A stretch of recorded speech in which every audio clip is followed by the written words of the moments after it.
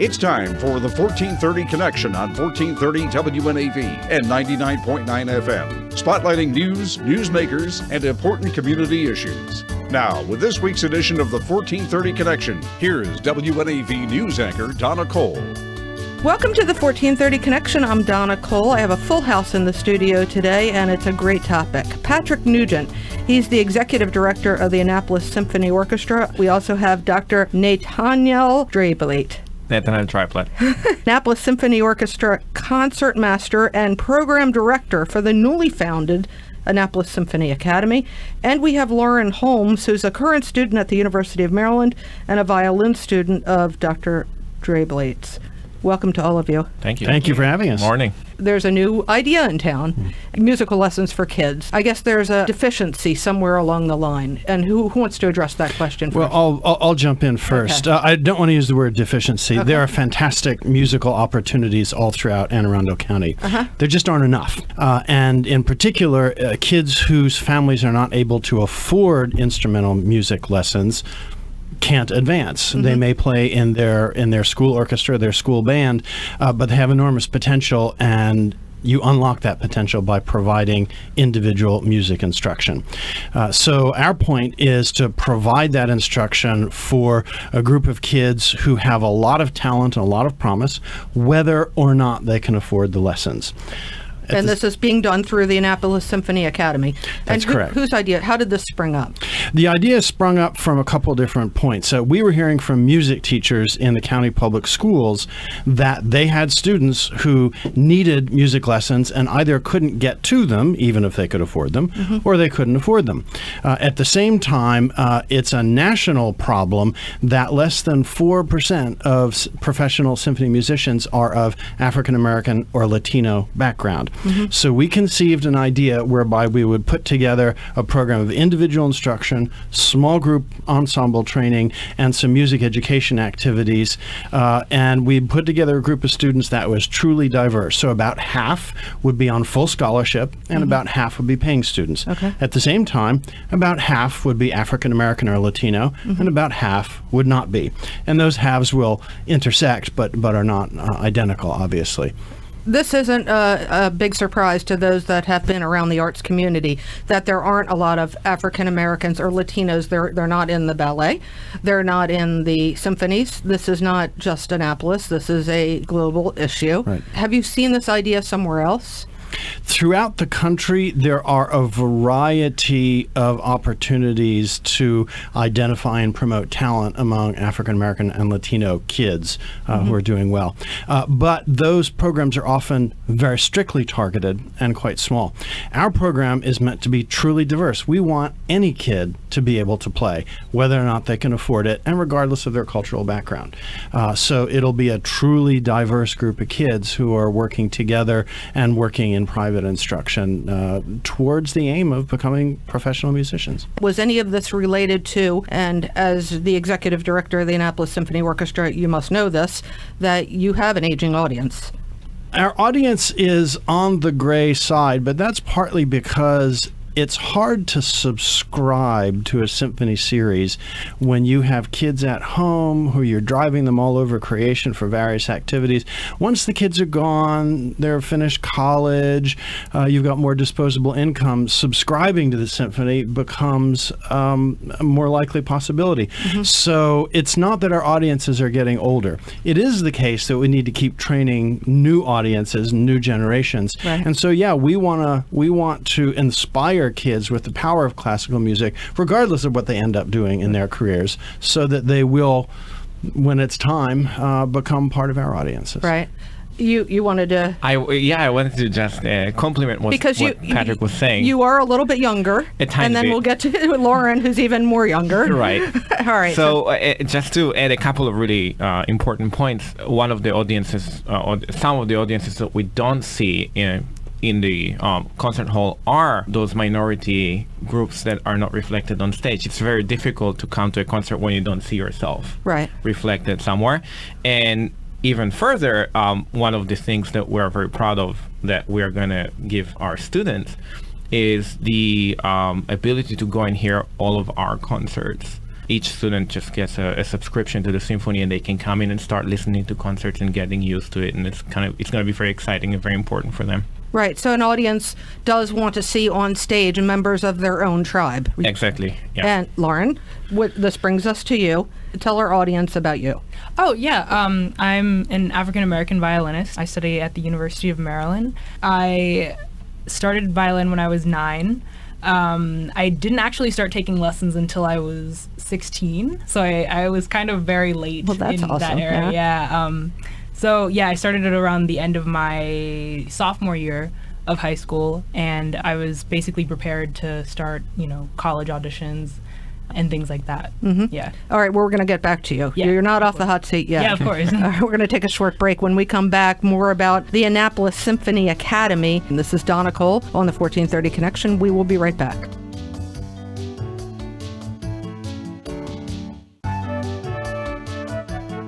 Welcome back to the 1430 Connection. I'm Donna Cole. In the studio with me today is Patrick Nugent. He's the executive director of the Annapolis Symphony Orchestra. Dr. Netanel Draiblate. There you go. Thank you. Where are you from originally? Israel, which explains you've worked all over the world. Yes. You're a violinist. Mm-hmm. You've been everywhere. You're currently concertmaster of the Annapolis Symphony Orchestra, the Lake Forest Symphony, the Lancaster Symphony. You're the director of chamber music at Georgetown University. You serve on the faculty of Annapolis Young Artists Program and the Levine School, serving the greater Metro DC area. Mm-hmm. And you've played all over the world. You've played with Yo-Yo Ma. You've played with some incredible musicians. Yeah.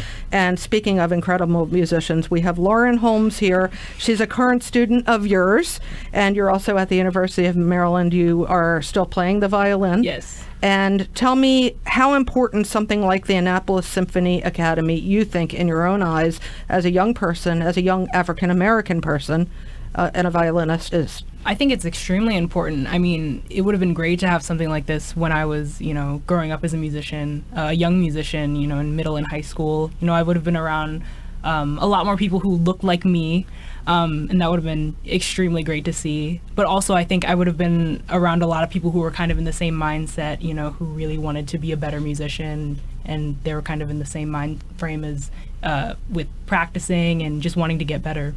So I think it would have been extremely helpful to have something like this for me. And were you exposed to a lot of concerts? What made you pick up the violin and say, this is what I want to do? Wow. Honestly, there kind of really wasn't much of a rhyme or reason to it. I was brought up in a very musical household. All of my immediate family, they play instruments. But really, when you're in about the third or fourth grade, the music teachers, they bring you into this back room and they have all of these instruments. And then I went in, and then I basically just, said, hey, let me, pick the violin. And it kind of all, started from there.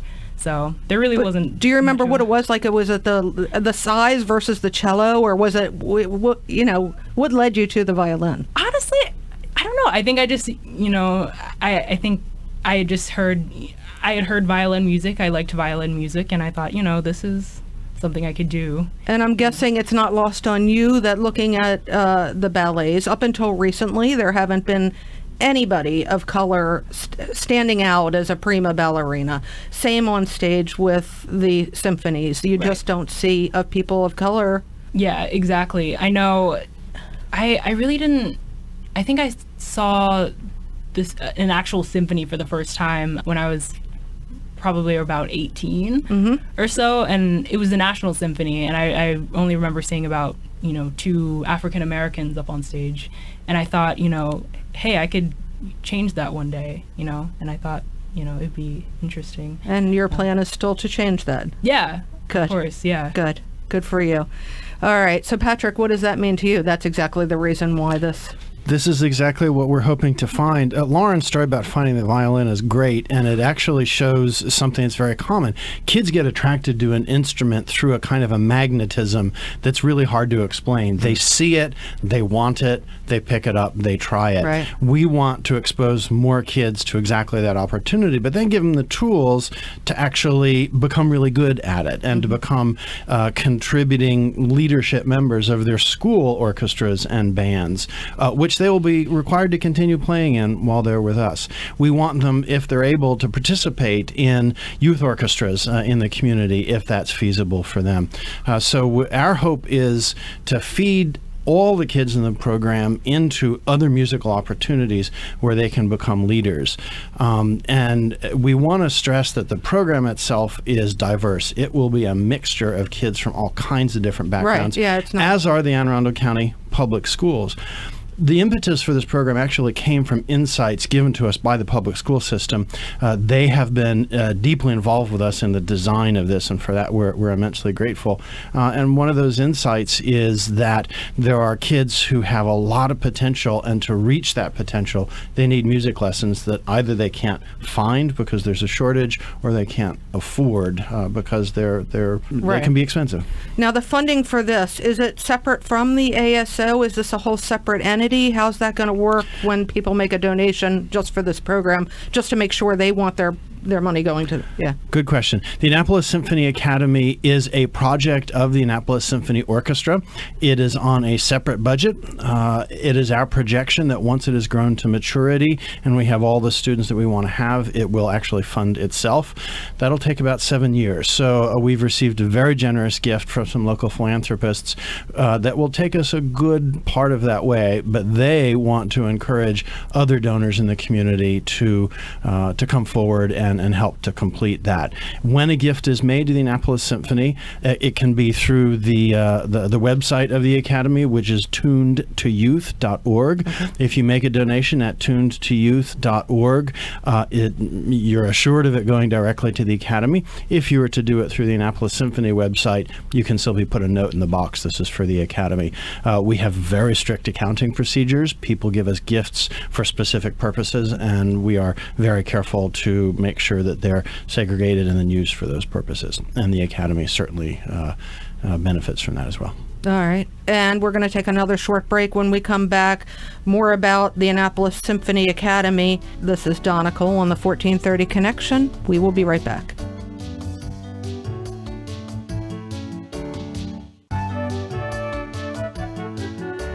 Welcome back to the 1430 Connection. I'm Donna Cole. In the studio with me today are Patrick Nugent, Dr. Netanel Draiblate. Go ahead. No, you've done it. Okay. We've made it, yeah. You know, it's an Israeli name, and I should have this, but I don't. And Lauren Holmes, she's the current student at the University of Maryland, a violin student of Dr. Draiblate's.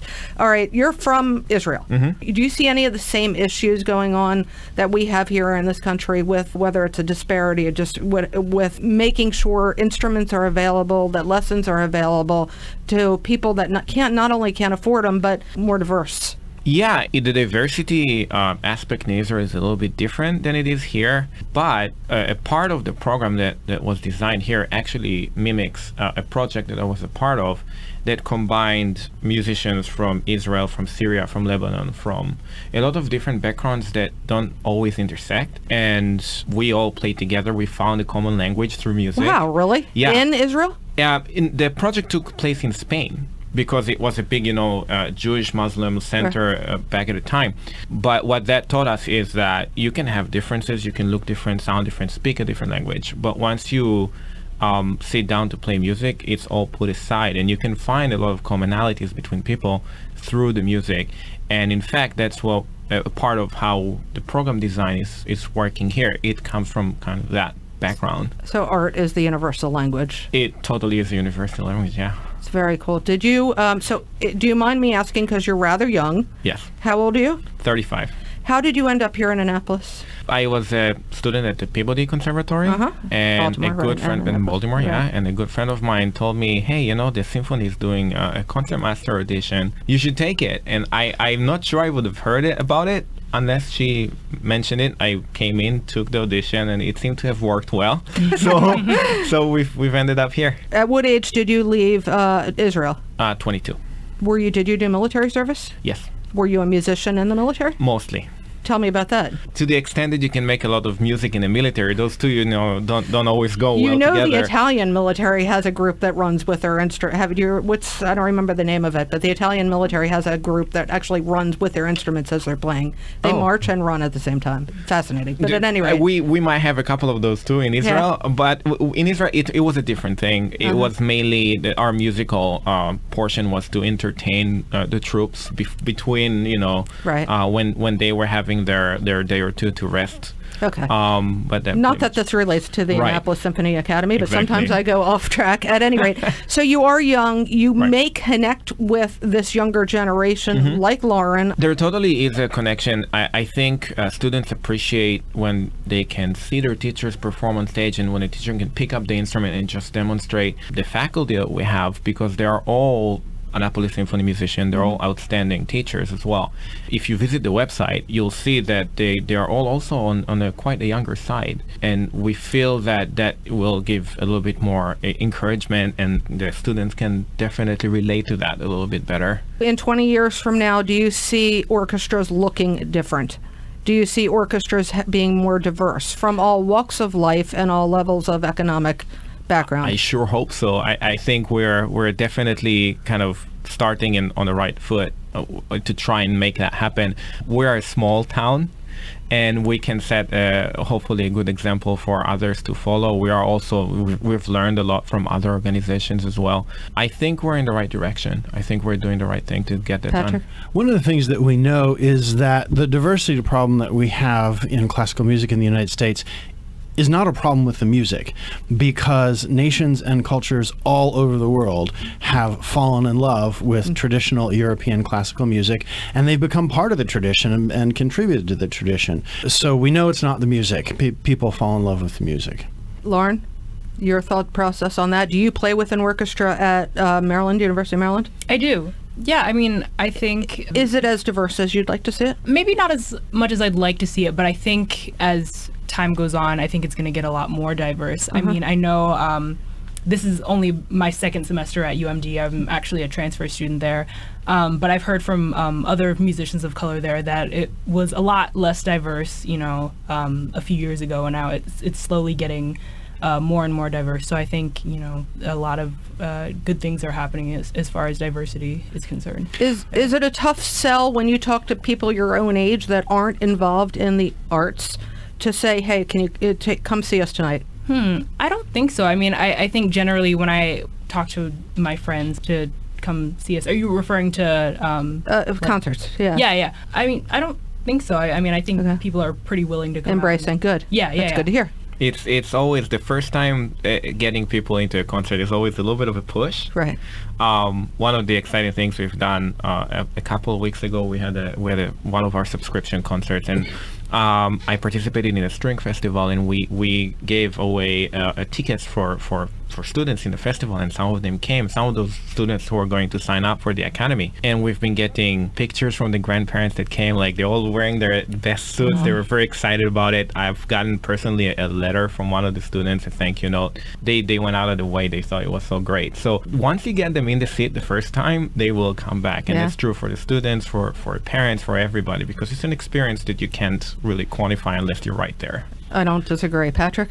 I think there's an obstacle in getting them to come to the symphony because it's perceived as being exclusive and expensive. Orchestras are working very hard to change those perceptions.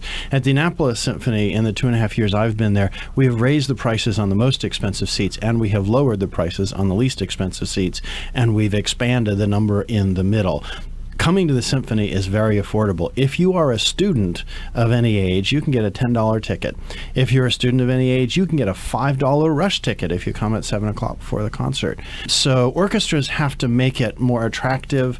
They have to build the experience around their market more. Auditions for the Annapolis Symphony Academy. Patrick? They'll be happening on April the 29th at Temple Beth Shalom in Arnold. Nati, do you want to say more? Yeah, everybody can apply. It doesn't cost anything to apply on the website, tunetoyouth.org. We will set time slots accordingly to the amount of applicants that we have. Yeah. And if somebody can't get here, will you do videos or? Currently, we don't do videos, Okay. but we are contemplating opening another date. Okay. So there might be another option for people who cannot make the 29th. Okay, one more time. It's tunedtoyouth.org. Auditions being held April 29th at Temple Beth Shalom in Arnold. Thank you all very much for joining me today. Thank you. Thank you, Thank you for Donna. having us. This is Donna Cole on the 1430 Connection. We will see you next week.